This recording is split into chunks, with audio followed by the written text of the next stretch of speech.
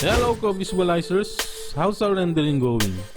Dito sa vlog ko na to, isi-share ko sa inyo yung timeline ng mga 3D software na ginamit ko nung una at hanggang sa updated sa ngayon. So, simulan na natin.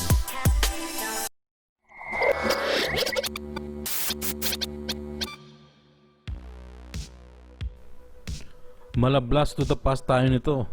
Una sa listahan ko ay yung AutoCAD.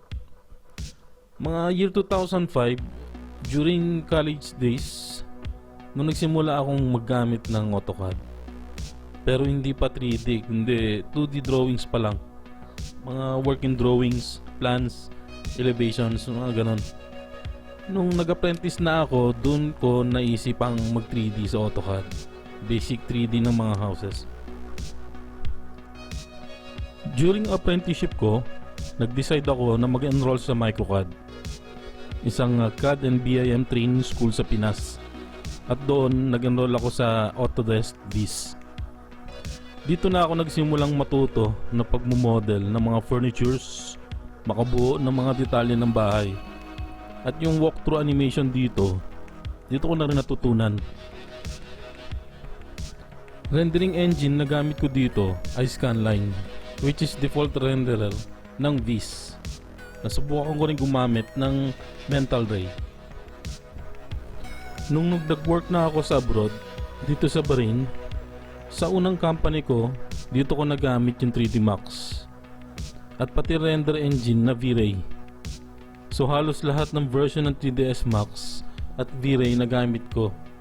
At dito na rin ako tumagal sa software na to.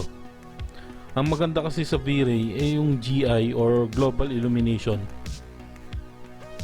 Mas napapabuhay niya yung scene in terms sa lighting niya. Sumubok din ako ng SketchUp with V-Ray.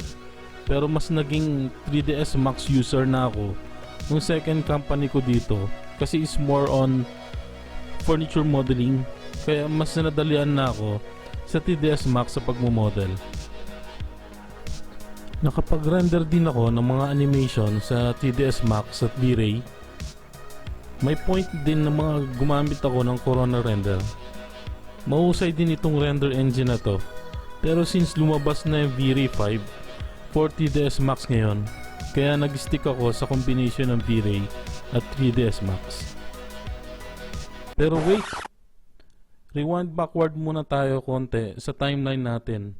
Year 2016, sumubok ako ng Lumion 6. Pero since na hindi pa ako kumbinsido sa model ng foliage, kaya in-stop ko sa paggamit ito.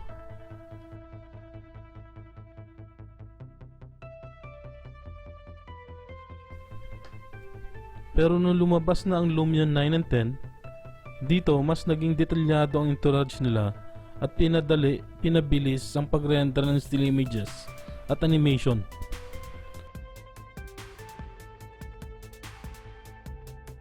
Sa ngayon, 3ds Max with V-Ray at Lumion ang naging daily driver ko for my 3D visualizations. Marami pa nga yung 3D softwares na tinatry ko at gagamitin. Hindi ko sinasabi na ito na ang mga best softwares na katulad ng 3D Max at Lumion. Pero para sa akin sa ngayon, kung saan ako mas convenient na workflow, sa ngayon ito na muna. Till next 3D visualization stories po. Keep safe always and subscribe kayo sa channel ko. And this is Jel Misa. Okay, Dok?